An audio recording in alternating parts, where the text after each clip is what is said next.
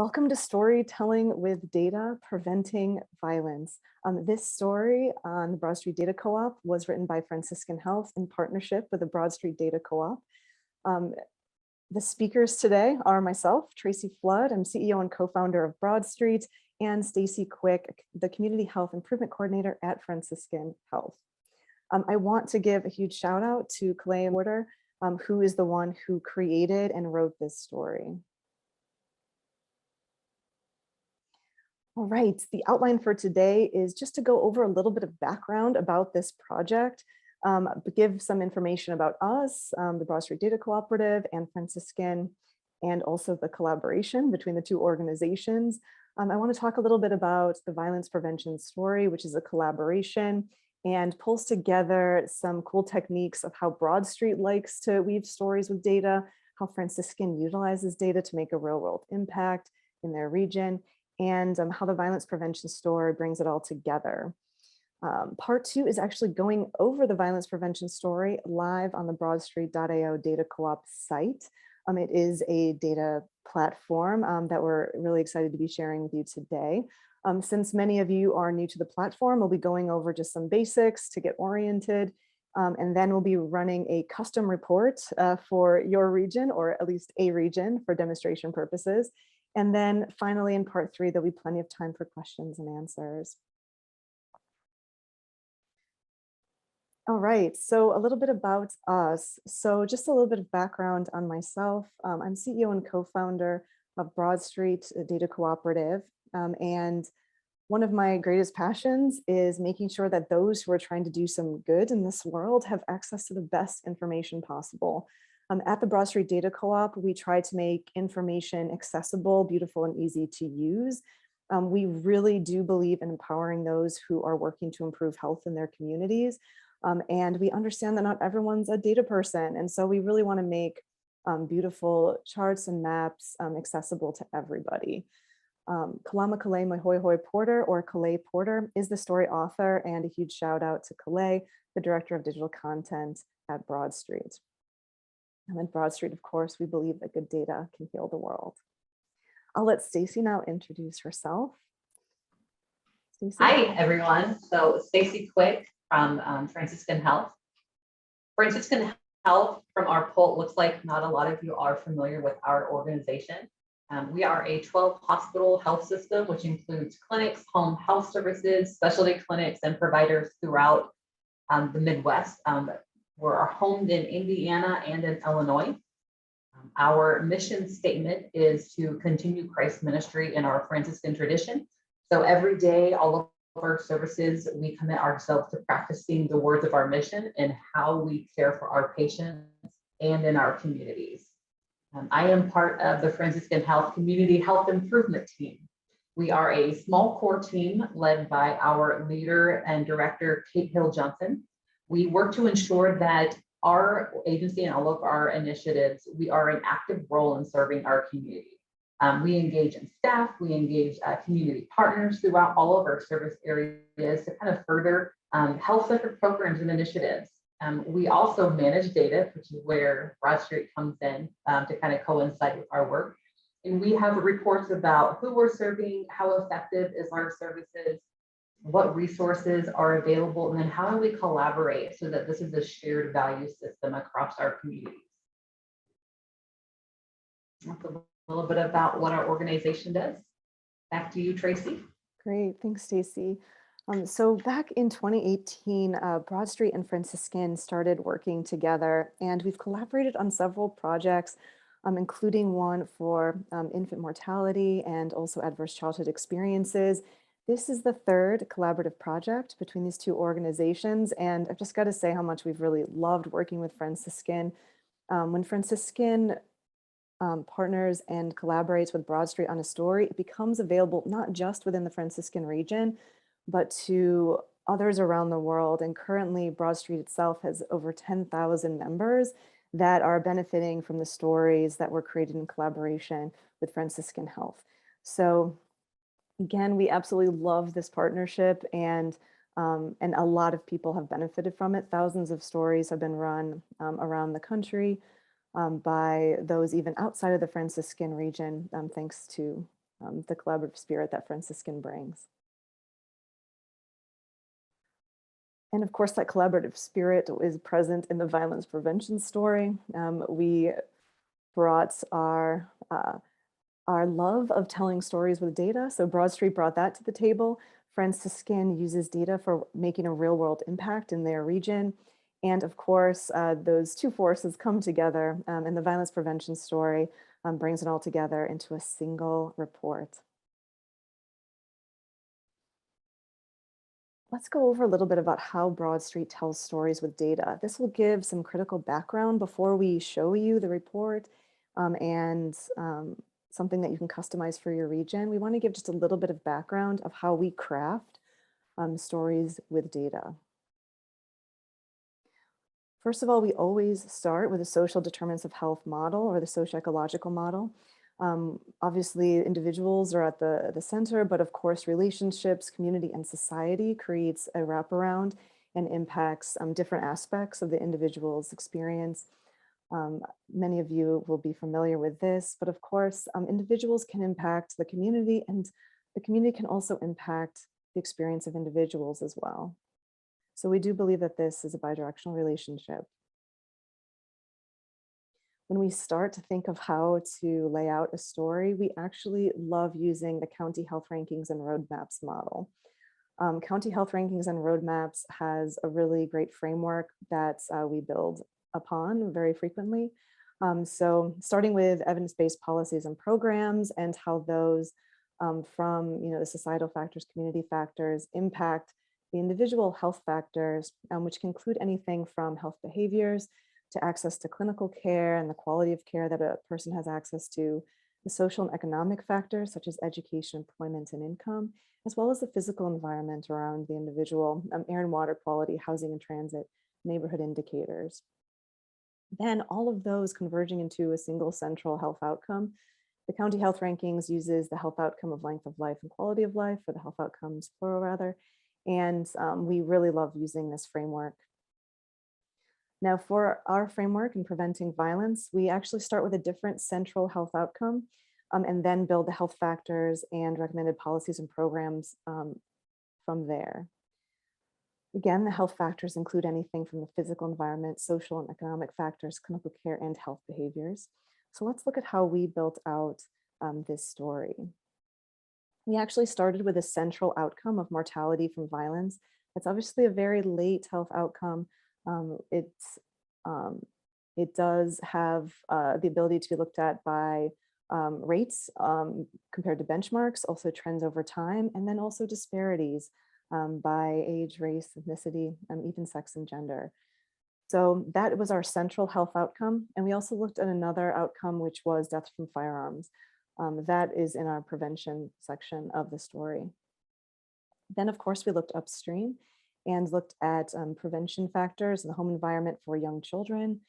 We also looked at socioeconomic factors, such as the demographics of those who are most impacted by violence, such as young adult males, and also looking at economic factors such as education and poverty. Again, those are those who are impacted by violence and those who are most likely to have mortality, that central outcome from violence. And also in regards to looking upstream, looking at violent crimes, which is a little bit of an earlier indicator compared to death from violent crimes. At Franciscan's request, we also looked downstream of the health outcomes themselves.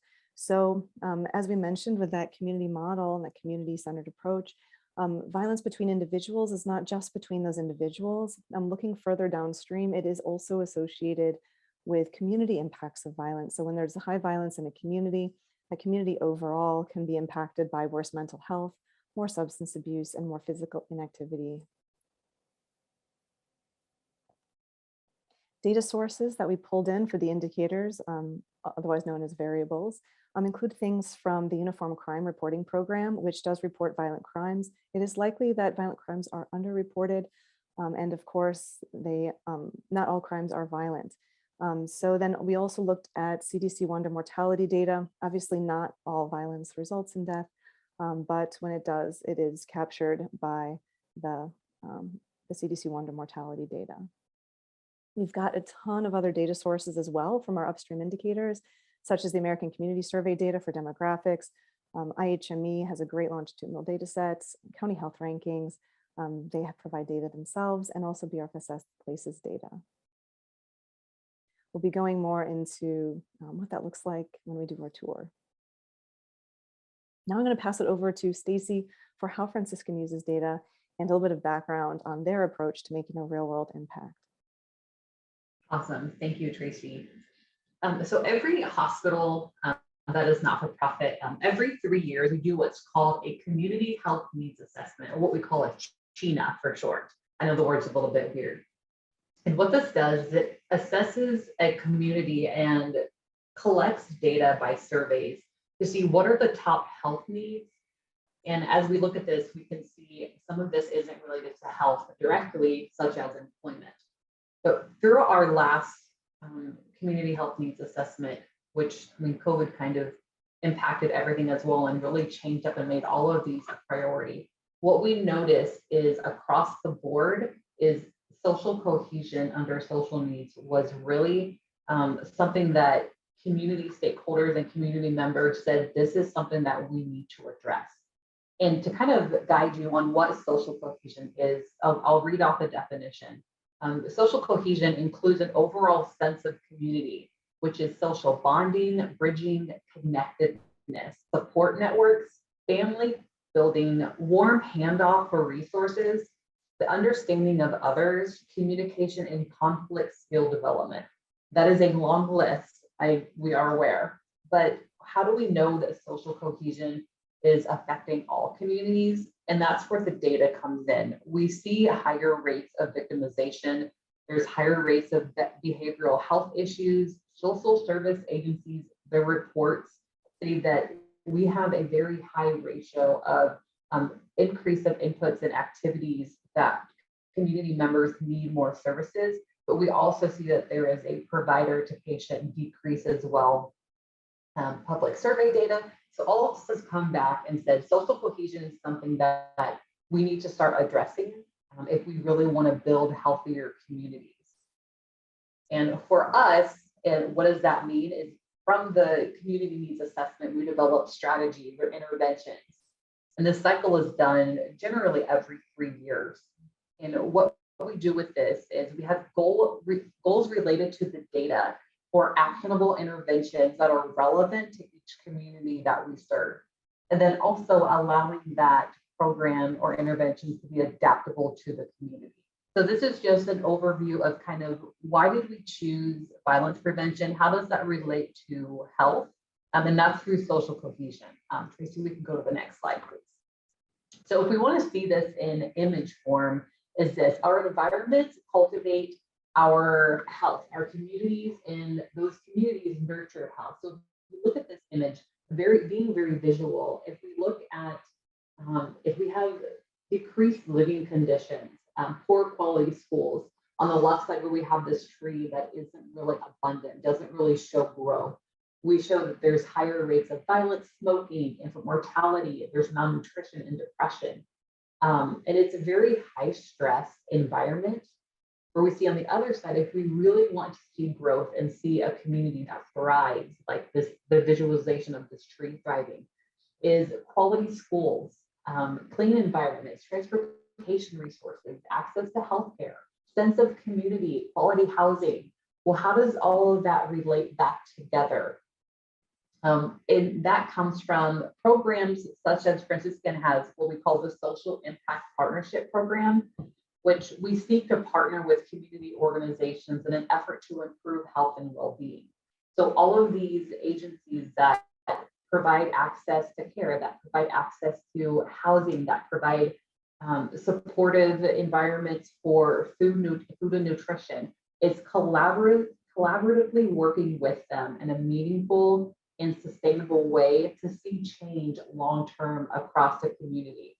That benefits community residents, and the goal is to empower them to take better care of themselves and their families, which then leads to healthier communities.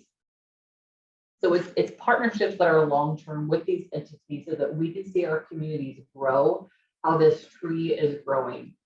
And we also, the next step is also looking at health and equity, and then how we have access to care. And every community is going to be different. And what I like about the story that we created is that it's going to show all of these different factors for your local community. Go ahead and go to the next slide for me, Tracy. So at Franciscan, we're inspiring health. It's working together for a better tomorrow.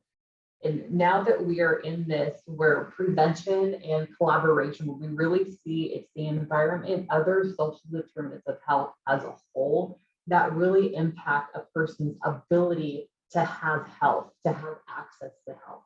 So it's working together with the partners in a community to find out what do we need to do together to make our communities better. And then violence. So how does violence play a role in that? We know that to have better health, we know that violence is rising, but it also increases the risk for health disparity, for mental health. And it's the goal of this ultimately is to have a data-driven and trauma-informed care strategy that really builds into prevention. And that any community member can access this information to see what their role is for preventing violence for themselves and for the community at large, and finding everyone a way to connect together to really build out some strategies and intervention for social cohesion, which really comes down to violence prevention, which is what the story is about. So that's how Franciscan kind of sees the relationship between violence prevention and health, is that it's going to take a community, because violence is what increases risk for health disparity.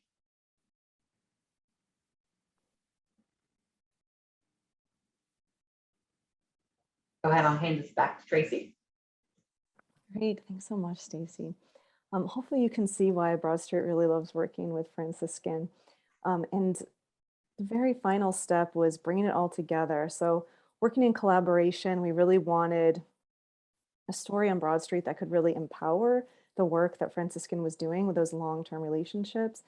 And the violence prevention story was born. So the violence prevention story has a few different elements, and we'll be doing a walkthrough in just a moment. It does have a bit of background, so it gives information on the framing of a safe and caring community as a tool and a method for preventing violence. There are different indicators within BroadStreet in the form of cards. If you've never seen BroadStreet before, we put a lot of indicators in cards. And then one thing that I've loved working with Stacey on is the resources. So finding opportunities for prevention, looking upstream, and also looking at evidence-based programs, and also really practical tools that have been used in the field by Stacey and colleagues, and including those in the story as well, so that we can share those resources with others. Finally, there is a section on the appendices, and there's references. So we give all of our references and we share our data sources as well in the appendix. All right, so with that, we shift gears into the tour on BroadStreet. All right, this is where I go back on video so you can see my smiling face. I'm going to do this actually in the method of cooking show programs, where we actually start with the finished product first, and then we show you how to make it. So we are going to be going onto the BroadStreet data platform, where all of these indicators that we talked about as part of this story are kind of built into a data engine for use for running reports for your region. All right, I'm going to zoom up here, zoom, zoom, zoom. All right, so this is the BroadStreet story, preventing violence, creating a safe and caring community to promote positive connections. We do start with an emotional impact warning here, and obviously like to attribute our co-author, Stacey. And if you want to learn a little bit more about Stacey, then it's here. All right, so the idea is that violence is preventable yet increasing. A safe and caring community can prevent violence. Within the next few scrolls, what we'll be doing is we'll be going over 5 key questions. What is violence, and is it preventable? Is our community impacted by violence? Who in our community is impacted? And opportunities for prevention, as well as prevention resources. What prevention resources are available? So as I mentioned, we start with kind of that framing. And then we come into our first deck of data cards here. If you've never been on BroadStreet before, the data cards are all interactive, and also you can often interact with them by clicking on them and viewing a bigger view. All data cards on BroadStreet are shareable, so you can actually share them by copying the link. You can save it by actually saving the PNG and even downloading it. You can even post it directly onto Twitter if you're doing an advocacy campaign of some kind. All right, if you like a particular card, you can save it. And that'll save it to your favorites as well. So all of the data cards have an interactive component. All of the map cards as well also have that ability. And you can see from this map card that this is the region that we're looking at, 2 counties in Wisconsin. And this is the region that's covered, is the region in blue. All right, so that's just a little bit about cards, since that's your first view of them. Let's keep going down the story. So here are some baseline indicators that give a little bit of an overview of the community. So different measures of race and ethnicity, the number of young adult males who are the most impacted by violence and most likely be impacted by violence, and also different regions and with different demographics, as well as low income status compared to benchmark.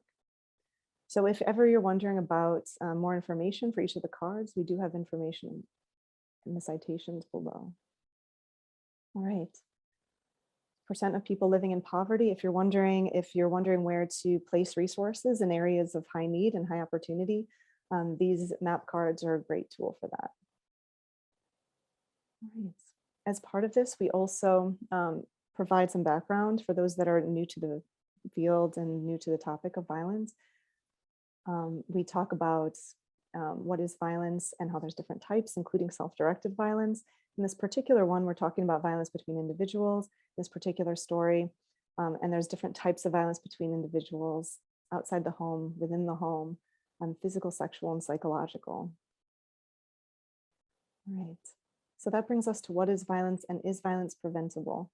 Yes, it wasn't always believed that violence was preventable, but it is believed to be preventable. And of course, it's very important to prevent violence in communities that are the most impacted. There are direct impacts of violence, obviously, for those that are involved in violence, but also the indirect impacts. So Stacey and the team at Franciscan have found the indirect impacts to be very compelling when talking about how to bring it into that health and health promotion framework. So here we look at different violent crimes by county in comparison to a benchmark, and you can see it and how it relates to the rest of the country. And we also are able to look at deaths from interpersonal violence or violence between individuals by sex, by age, and by race, and also looking at trends overall. Overall trends have decreased over time in the United States, but not so in the 2 counties that I've chosen.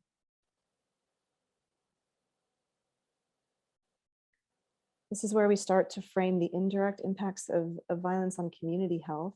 So looking at different indicators that are downstream, such as physical inactivity, even trends for mental and substance use disorders.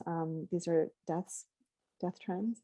Other aspects of substance use, such as excessive drinking, and also deaths from mental health or substance use disorders. So you can see both the benchmarks and also the trends. And again, all of these cards, you can interact with them. All right, who is impacted by violence?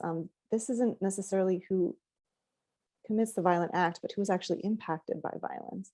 So the highest rate of death from violence are seen in young adult males, Black African American, and those who are less educated with low income. While we were sure that those in the field, none of this will be surprising to anybody. For those that are newer to the field, we like to offer different resources that can address different aspects of those risk and protective factors, such as improving education, the educational environment, reducing violent crimes through evidence-based programs, prevention specifically in youth and young adults, and also reducing deaths from firearms. Franciscan has provided excellent additional resources and tools, and we've also found evidence-based tools. Again, for those in the field, these might be familiar to you, but there might also be some that are newer.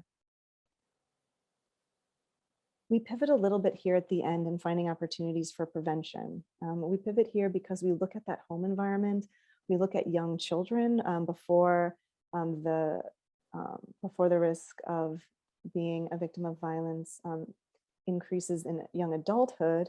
Looking at that home environment, children under 18 years living in poverty and single parent households, so those under fairly extreme stress, children under 18 by area deprivation index. Area deprivation index, it's not a catchy name, but it is an amazing index that has predictive validity and has been studied over the last 20 years. So we bring in the area deprivation index a lot because it has that predictive ability to predict places that have higher rates of preventable causes of mortality and other indicators like even 30-day readmission rates. So very interesting predictive validity with the area deprivation index. And of course, where are the children? So you might see in this 2-county region that I've chosen, the children are not evenly distributed. So if I was interested in doing an evidence-based solution in an area where children were experiencing deep poverty, there are places where there's younger families, and there's places where there's younger families experiencing that deep poverty. If you would like to run the Area Deprivation Index report for your region, or even the Adverse Childhood Experiences report for your region, these cards are here. Finally, near the end here, we focus on firearms. Firearms account for many of the deaths, a majority of the deaths from violence do involve firearms. But remember that firearm deaths also includes things like accidents and suicides as well. So you'll see a few more deaths from firearms than you do from violence, but you can see that these are very similar, at least in the region that I've chosen. And this is where we talk about just over half of all deaths from firearms are actually self-directed violence, with 43% being from violence between individuals. All right, here's one of the appendices that we talked about, including about the data, shining the lights on data. None of these data sources are completely perfect. Sometimes things are coded differently than what we would expect, or sometimes crimes are not reported. So this is the section where we talk about the data limitations and where we get our indicators for that central theme of violence, including the FBI Uniform Crime Reporting Program and mortality data. And I did promise there would be a reference section. So any of the sources that we've cited are available here. And you can see that a lot of work went into this, a lot of references. And we want to give credit to Stacey and Kalama Kalema Hoiho Porter, as well as the artist Amanda, and of course, the sponsor, partner, and collaborator, Franciscan Health.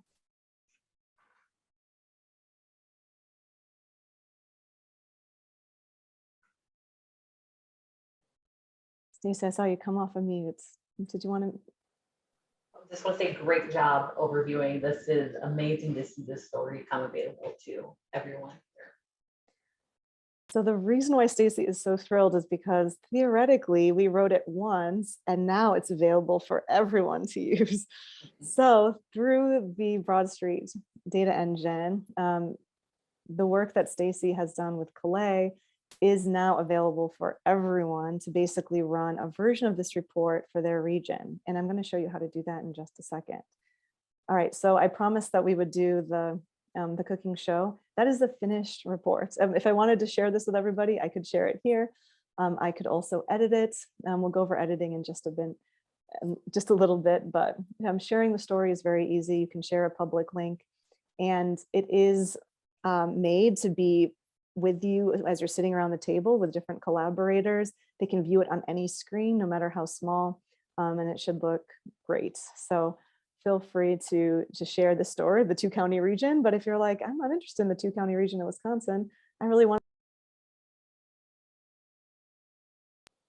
All right, so I'm going to jump into the BroadStreet homepage.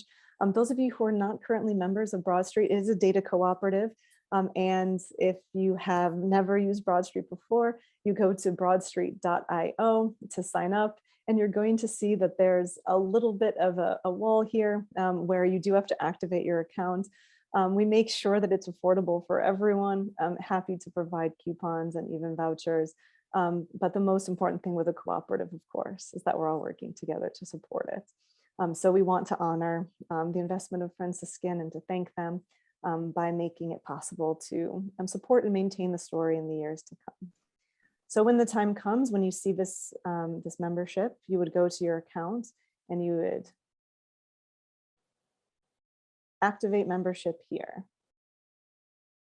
You can choose a yearly build, or if your membership is sponsored, if you're a collaborator with Franciscan, for instance, they've prepaid for memberships. So I just want to say that that is an extra step, but we do encourage everyone to at least give it a shot because there's some really cool things you can do. All right, I'm going to go back now. Once you're logged in and your membership is activated, this is essentially what you're going to see. You're going to see the BroadStreet homepage. You've seen, these are the ones that, these are the templates that I've personally saved. These are the templates that are available to everyone. And we're building more templates all the time. And we of course welcome new collaborators, new template ideas. All right, so of course for the preventing violence ones, this is what we would click on. You're going to notice that the entire site is built on cards. Cards make sure that it's available on mobile, on laptop, on desktop. Really wherever you're engaging in conversations, we want BroadStreet to be part of that conversation with you. So the entire site is built on cards. There are two major tools on the site. The first is the story making or report building tool, which is here and in this section. The next is the mapping. So all of the indicators that you see within the stories, and indeed even additional indicators, are available in our map room. If you're interested in which indicators we do have a couple hundred, and you can browse them here in the indicator list. If you're interested in additional information, there's additional information about each and every one of them, including where we found them and different resources. All right, so that is our homepage here. You might also see a few other things like the help toggle. I'm not going to click it right now because when I do, a little bot appears to ask you if you have any questions. The bot will ask you if you'd like to leave us a message, and feel free to do that. We do have somebody who mans that. And over here on left-hand navigation, you're going to see the homepage saved areas. If I use different areas, I can save them under my saved areas. So that 2-county region, Wisconsin, is here under my saved areas. But I have a whole bunch of areas that I've created and it's just loading now. All right, so these are all of the different areas that I've been managing using my BroadStreet account. I also have favorites. So if I find a card that I think is particularly impactful, for instance, in one of our stories, then I can save it here. And this is where I've saved all of my favorite cards. This becomes useful later on if I'm building a custom story or if I'm creating or editing reports. And then finally, any story that I've run, we're about to run our first story here. I'm in this session. Any story that I've run is available here later on. So you don't need to keep running it. It's available here. And you can see that I've obviously run this a couple of times now. And if you're ever in the map room and saving maps, any saved maps that you have would also be available here. So this left navigation is really like your place for saving things that you find particularly interesting, impactful, or useful. And so you don't need to start from scratch every time you come back. You can build upon what you've already worked on. All right, that's the left navigation. If at any time you have a question, we do have a learning center with lots of help articles. You can also ask a question of our bot, which connects to a human named Sophia. And if you want to see our indicator list, our data dictionary is here too. All right, so that is a full tour of the left navigation. And if I want to go back home, here I am. All right, so let's start with that first tool of running a report. So one thing that we noticed as we were creating BroadStreet is that as you have collaborators around the room, a lot of these really big, important issues require a ton of collaborators.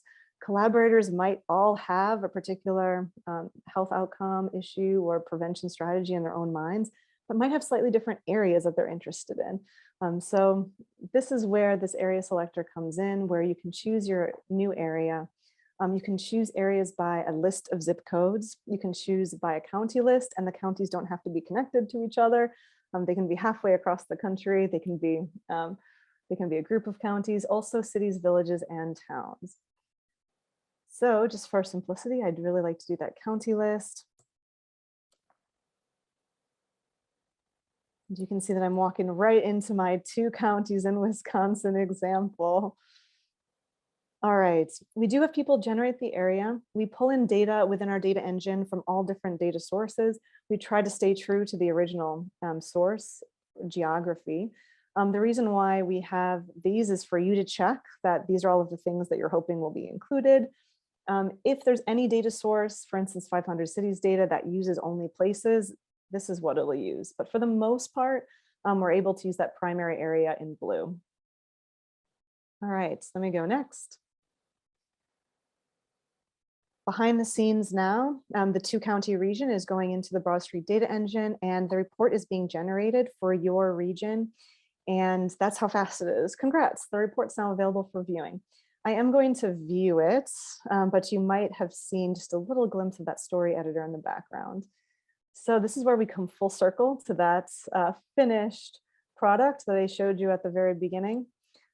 Now, if you're not loving the way that we phrase things, if you're thinking that you want to customize it for your region, we totally understand that language initiatives and everything else is local. And so we want to empower you to pull in data in an easy way, but we also want people to be able to frame it in a way that makes sense for them.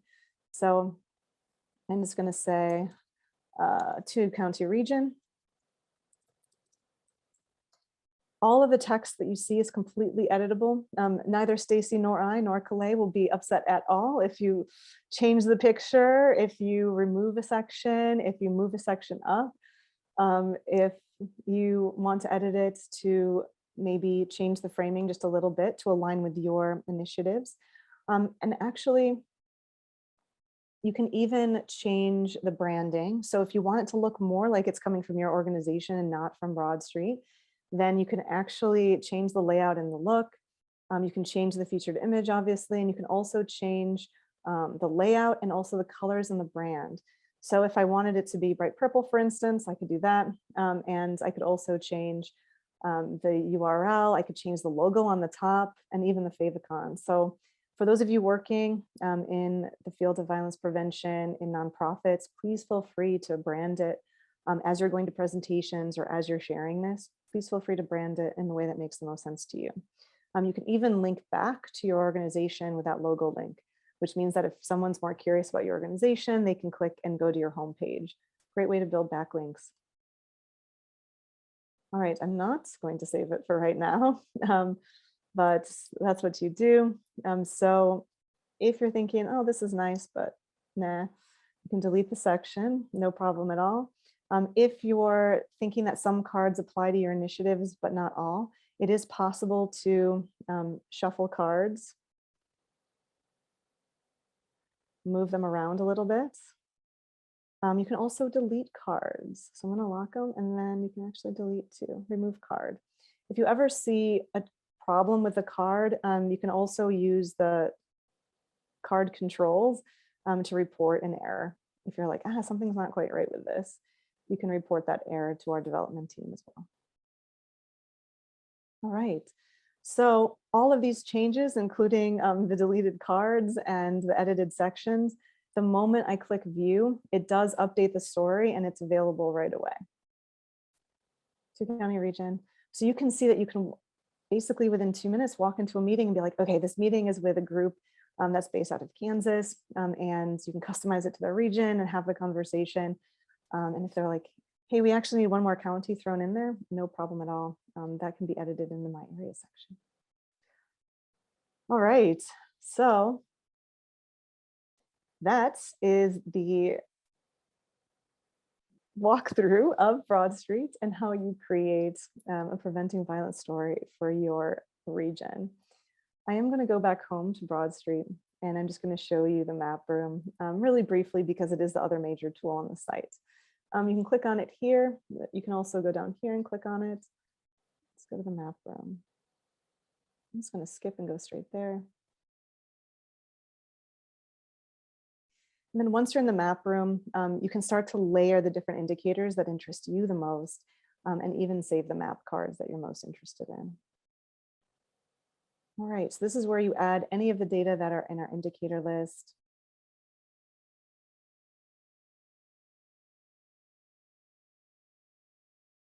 All right, I've just mapped it. All right, and there it is. If I adjust the transparency just a tad, then you can start to see the overlay. You can also adjust the colors as well. So the map room is a place for you to explore. If you're working on a larger scale and wondering areas that might need your help the most, exploring the map room is a really nice way to do that. And then when the time comes, you can actually embed this map in your site. You can download it. You can even save it as a card into one of your stories.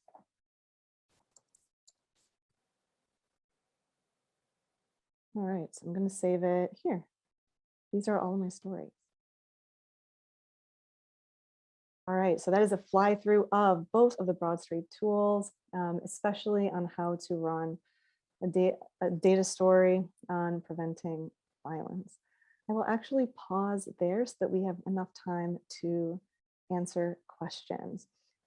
Just as a reminder, we will be sharing this recording. We've gone over some background about Franciscan and BroadStreet and the collaboration, and how those two entities have come together to create a nice story that's hopefully practical for you to use in your community. And if you have any additional questions, feel free to reach out to me. We also have a website, and thank you so much.